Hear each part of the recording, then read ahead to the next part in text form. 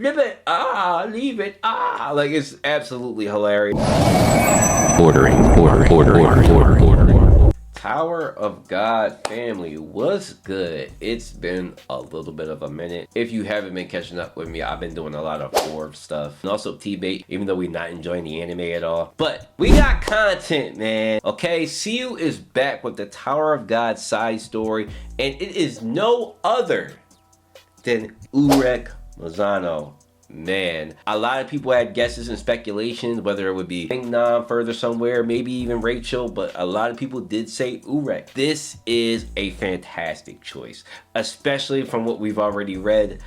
Oh, it's gas. It's super duper gas, man. Well, as far as this goes, guys, I'm doing a 2-chapter review, okay? So chapter 1 and 2, and then maybe later on in the week I'll do 3 and 4, and then maybe by next week 5 and 6, and then 1 chapter coming out every week. That's how I'm going to do the format so we can catch up, but we have a lot of stuff to cover. So I am going to talk about everything with the first chapter, and then everything within the second chapter, and then at the end I'm going to relate it back to Tower of God and even throw some theories in there that I have for you guys. Welcome back. I'm glad you're here. If you haven't already, sub, share this to any other people who enjoy this type of content, and let's get into it. The chapter starts off with darkness and light, okay? These are the main concepts of how the story in the world unfolds. So darkness is the order. It creates order and stability.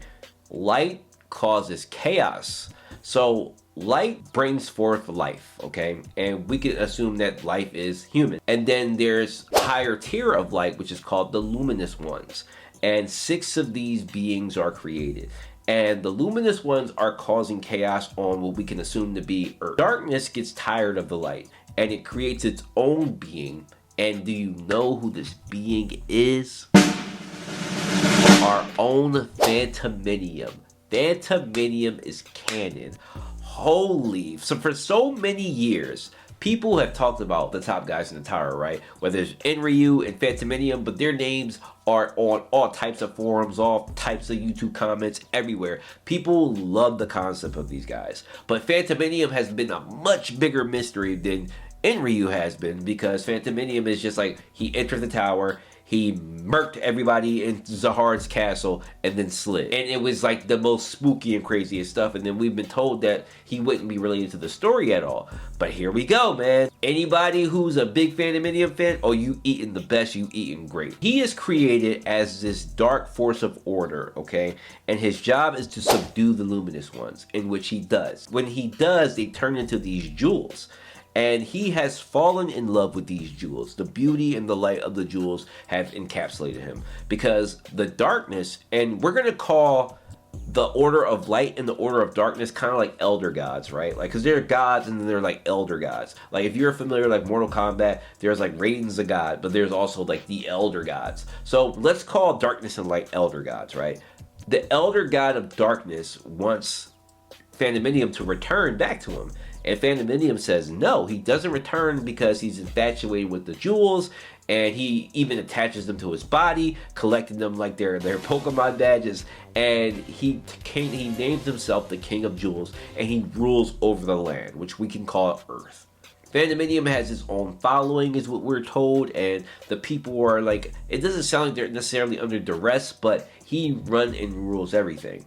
So Urek comes in, because Urek is a luminous one. He is born as the last hope, the last luminous one, and is found by this guy. Kind of confirmed that Urek is completely different type of irregular than what we know about the guys in Tower of God. But I'm not going to get into that. I'll get into it later. Urek is following Phantaminum, and he follows him straight to the tower. And who do we see immediately? Chapter 1. Hidan. Hidan himself, the overall supervisor of the tower, the one who runs stuff, he's in there, and he's telling Urek, yeah, come run the tower, until he gets a proper examination of Urek, and then he's like, oh, you don't belong here. Now, it's a question on what he means by when he says that, because We've heard him say sort of the same thing about irregulars. Like, I think it may be a little different in Urek's case because he may be able to tell that Urek's a different kind of irregular. Like, he's obviously already stumbled across Zahar and friends because they've already been created and created the Zahar Empire by this point. But Urek is a different beast because he's technically an outside god, if how you want to look at it. And how you describe luminous ones, up to you, but I'm going to consider him a type of god. Urek is already different. He's already built different. He's asking Hedon, have you seen Phantaminum? Has a beast like Phantaminum come in? And Hedon kind of dances around the question, never directly answers. So Urek's like, all right, well, you said the answers are at the top of the tower. So can I climb? Like, should I climb? Maybe I can find them. And Hedon, we know Hedon loves discourse. He loves throwing a curveball. So he's like, okay, go ahead. And boom, straight into the floor of the test, man. Straight into the floor of the test. Oh, man, like, just nostalgia, right? So in this, Urek is sleeping, doing nothing, just chilling. We're getting introduced to other characters. So the first one we see is this guy with a backwards hat. We learn his name later on, that his name is Lou, but Lou stumbles across somebody he can't handle and then runs into another person, a girl, a Lobo Pia member by the name of Evelyn. First of all, I think Evelyn's pretty damn cute, pretty nice looking. She helps Lou because Lou's weak, but not for the good reason, only because she wants to eliminate the stronger people, and this is the perfect opportunity to do that, and Lou, somebody like his level, won't be a threat later on. So they're moving along, and she's, still taking people out, and they run across a Zahar princess. Now, we have no idea who this princess is. She has kind of like, it's a little bit of twist between the colors in the pages. It's like blonde and then it's pink. I'm going to stay with like a lighter pink that can like look blonde depending on the lighting. She is a dog. She throws her needle and annihilates like 40 people like really, really fast. So she's a bit of a dog. She reminds me of Anik, like this real like savage girl who is like here to complete her objective, right? So in the midst of this, Urek is still sleeping, and she notices him, and he's getting approached by 3 guys.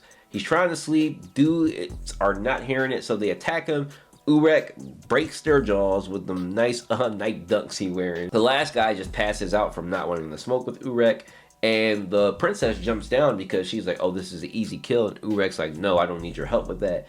And they're kind of having like this back and forth, and Urek, like, he has this weakness for pretty girls even back then, so he doesn't necessarily beef with her, but they need to annihilate one more person to complete the game because from 400 to 200 is his goal. And so Urek's like, well, how about we take out the guy up there? And he's pointing at the lighthouse where the supervisor is, the supervisor of the game. And Urek actually antagonizes the guy, and he actually jumps out of his lighthouse and is threatening Urek like, listen kid, you have no idea what you're asking for, like, I'm a ranker. And even the princess is telling him like, yo, he's a ranker, like she even knows not to mess with a ranker. But Urek is so oblivious, like even way worse than Bomb was when he first entered, because at least Bomb has some questions answered immediately. Urek has nobody to tell him anything at this moment, so he's just like, yo bro, that's the guy I want to smoke with. So the chapter ends with the guy like really threatening Urek. And so chapter 1, really good stuff. There's a lot to talk about with first off being Urek's origin gets named. This is one of the things that people have always wanted. It's kind of like, I always compare One Piece, the Shanks of Tower of God, getting to really know Urek's origin, that he's actually a god. So in comparison to Tower of God, the original story, he's completely different from the regulars who originally entered. And I'm not going to talk about my theory about them yet, but obviously Urek is born as a luminous one, so he's already born with a base strength that is kind of ridiculous. Even like fighting the regulars around him, he kind of no-dipped them with no problem. And then we have the unknown princess, who we don't know who she is, but she seems to be pretty powerful. Then we have Lou, who we got a POV of, so you can assume that he's somebody important in Urek's story, and also Evelyn. A cast of new characters, a cast of different families possibly. So we're gonna jump right into 2, where Urek is still going off with the supervisor. Before Urek and the supervisor can get into it, because Urek is lifting the guy's hand off of him, the game ends with somebody being taken out and them reaching the 200. So the supervisor ranker is walking away, and he apologizes to the princess because he's been a bit rude,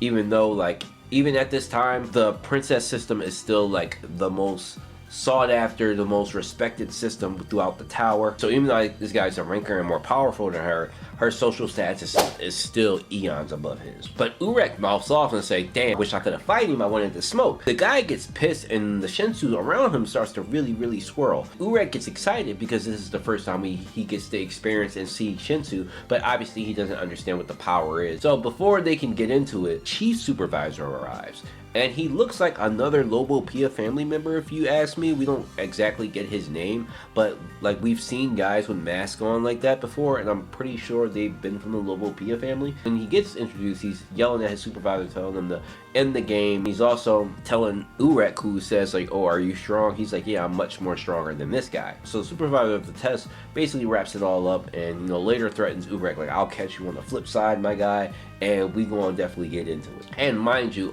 in the midst of this, the princess is looking at Urek like, oh, this guy's crazy. He seems somebody who's useful and confident, and he may be useful to her later ambitions. So we don't exactly know who she is, what family she comes from, or anything. You can kind of assume a little bit. Like, the only one we've seen with pink hair is kind of like Rumbrelpista Zahard, and she's with a family that's like supposed to be associated with the Two-Perry family. But again, we don't know anything about this girl yet, so stop and get a scene of the supervisor apologizing to the chief supervisor about being provoked by Urek and possibly about to attack him, even though that we know that rankers can't attack regulars. The chief supervisor is like telling him like, oh, like you shouldn't fall for the provocation of a regular. However, if he steps to you again, make sure to deal with it. So he says it without exactly saying it, and the supervisor actually picks up on it like, well, what does he mean by that? Towards the end of that scene, we get to see Chief Supervisor looking over Urek's profile and unable to tell where Urek is from. And that gives them a little bit of interest in him. And that gives us a little bit of insight of something we've never seen. I don't know if I remember there ever being a scene where we get to see how much knowledge the actual supervisors of the test, and at least on the test floor, know about each of the candidates or each of the regulars. They also mentioned that the master of the floor isn't there. So at this point, I don't really know if it's event kill. I'm not exactly sure, but you guys who are really good on the timelines and stuff, feel free to answer in the comments. Get the scene where Urek and the rest of the regulars are in the testing area where he runs into the guy who passed out on him, and he's giving Urek like all types of respect, and it's quite funny. I love Urek's character. We get to kind of really see Urek's personality, even though we knew it a little bit. So they run into a new supervisor named Gisely. She wants to teach these regulars two concepts: cooperation and division, which is basically like there will be times where you regulars are put in situations where you guys have to work together, and sometimes where you have to divide. So that's what the concept of her test is going to be about. Now, this scene is actually pretty damn dope and hilarious. It has them playing a game called Flip It or Leave It. And so it's basically a game, and they're going to explain in the next chapter, but for those who may have not understood the game not too much, and I'm just going to explain it real quick, it's basically you flipping your hands, and you have to pay attention and basically do the same thing that they're doing. It's quite hilarious because there's this goat behind her who's like cockeyed, and he's like, flip it, leave it, like, it's absolutely hilarious. That's exactly what I've been saying for the last 2 days. That's all I've been saying is flip it, leave it, like just randomly. I love this type of stuff because it's like random, right? Like if she did the test, there's no reason for her to have like this crazy goat that's like plays the game all the time, and that's kind of what's happening. So towards the end of the chapter, we get a scene where we get this guy who we can assume is maybe a supervisor or a ranker, and he just murks somebody who's running along. Chief Supervisor is with him. The guy asks the Chief Supervisor, is there anybody interesting in this, you know, batch of regulars that they have testing? And the chief says no.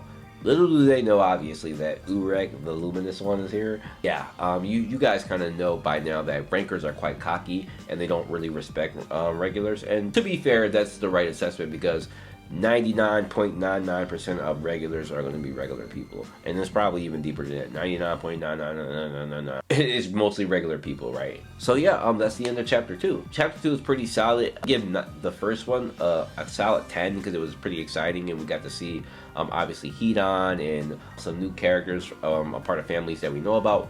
And then chapter 2 is Urek's exchange with the supervisor, but we also get introduced to the chief in the new game. I've already read chapter 3 and it's good. It's pretty damn good also, but 2 solid, very, very solid chapters. Now, relating this to Tower of God, I shot off a theory now that we learned about luminous ones, like Phantaminum is like a type of god being that was also created. Where does that leave the irregulars that entered the tower? Obviously Zahard and his friends. What are they? So here's my theory. Phantaminum is a being that was created to destroy the luminous ones. It's possible that there are factions of families who worship the luminous ones, because we've been kind of told that there are like people there, and we've been shown like there's even guides out there of people who like stand against Phantaminum. He has his own loyal followers, right? But we can assume that there were people who worship the luminous ones before they were captured by Phantaminum. So maybe these kids are family members or the most talented kids that come from the families who worship the luminous ones, and they sent their most talented people inside. That's my idea of where they could possibly come from, because they're obviously not luminous ones, because Urek was supposedly the last one before the ones that originally got captured by Phantaminum. So that would explain in Tower of God why Urek is so different from those of Gustang and Trom's nature. He's a god already. So it's kind of crazy to even consider that concept, but it makes sense why his strength is kind of ridiculous. And even when we know about Phantaminum ran through Zahard's castle and everybody like it was nothing, probably destroying all types of high rankers and stuff, you know, during his time there, and then reaching Zahard ultimately. That's because Phantaminum is already a god. And, you know, with the power it's called access, you know, this is from Zenu, so I'm not going to steal it, but Zenu said that the power of access probably comes from those who are considered gods on the outside. So a luminous one or that of Phantaminum's nature, they can be considered gods, and they are access users. So yeah, I think that concept kind of makes sense, even though we're not thoroughly explaining it because we don't have the exact details, but I think that makes sense. Now that it leaves a huge question on what the Enryu is, right? My idea of what Enryu possibly could be, being that we got introduced to a guide, and this is just a theory, guys. The lady who helped find Urek, Enryu has blood red hair, and it reminds me of the Red Witches. Now, guides are outside and there are also guides inside. So how did the guides inside, who are Red Witches and Silver Dwarves, how did they become?